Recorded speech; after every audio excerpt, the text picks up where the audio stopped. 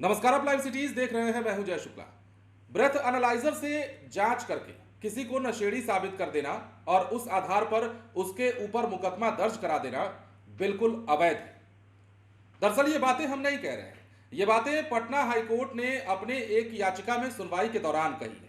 Patna high court में बिहार में शराबबंदी को लेकर बड़ा फैसला सुनाया है और साफ शब्दों में कह दिया है कि ब्रेथ एनालाइजर से जांच किए जाने के बाद जो एफआईआर करना है वो बिल्कुल अवैध है। अब देखिए बिहार में होता क्या आया है। बिहार में 2016 से शराबबंदी कानून लागू है और जब से यह कानून लागू है इस प्रकार का नजारा आपने सड़कों पर रात में या दिन में भी कई बार देखा होगा, जब पुलिस वाले सड़क पर लोगों को रोक रोक करके ब्रेथ एनालाइजर से शराब पीने या ना पीने की पुष्टि करते हैं। अब इसी मामले पर एक याचिका हाईकोर्ट में डाली गई और इस याचिका पर जब हाईकोर्ट में सुनवाई हुई तो ये तमाम बातें निकलकर सामने आई हैं। लेकिन थोड़ा और विस्तार से जानने की अगर जरूरत आपको महसूस हो तो हम बताते हैं। पटना हाईकोर्ट ने अपने एक महत्वपूर्ण निर्णय में स्पष्ट कहा है कि शराबबंदी कानून के तहत केवल ब्रेथ एनालाइजर रिपोर्ट के आधार पर दर्ज हुई प्राथमिकी अवैध है। कोर्ट ने यह भी कहा है कि एनालाइजर मशीन की रिपोर्ट किसी व्यक्ति के मद्यपान करने का ठोस प्रमाण नहीं देता, इसलिए केवल सांस की दुर्गंध जांच कर दर्ज हुई प्राथमिकी शराबबंदी कानून में अमान्य होगी। पटना उच्च न्यायालय ने कहा है कि ब्रेथ एनालाइजर मशीन की रिपोर्ट का समर्थन किसी प्राथमिकी में दर्ज हुई आरोपों के असामान्य व्यवहार जैसे लड़खड़ाती जुबान या फिर चढ़ी हुई आंखें जैसे हालात से समर्थित होनी चाहिए।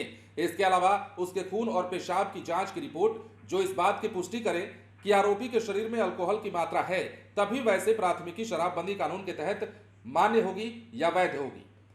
जस्टिस विवेक चौधरी ने नरेंद्र कुमार राम की आपराधिक रीट याचिका को स्वीकार करते हुए उसके खिलाफ किशनगंज एक्साइज थाने में पिछले वर्ष दर्ज हुई प्राथमिकी को रद्द कर दिया है। कोर्ट को बताया गया कि याचिकाकर्ता पेट के संक्रमण का इलाज होम्योपैथिक दवाओं से करा रहे थे और करीब एक पखवाड़े से वो दवाइयों का सेवन कर रहे थे जो होम्योपैथिक थी।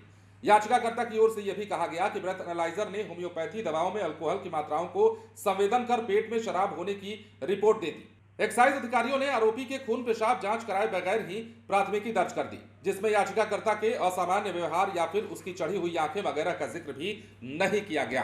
तो ये याचिका जब हाईकोर्ट में डाली गई और जब हाईकोर्ट ने इस याचिका पर सुनवाई की तो शराबबंदी कानून को लेकर बहुत बड़ा फैसला सुनाया है। 2016 से जब से बिहार में शराबबंदी कानून लागू है, सवाल उठते रहे।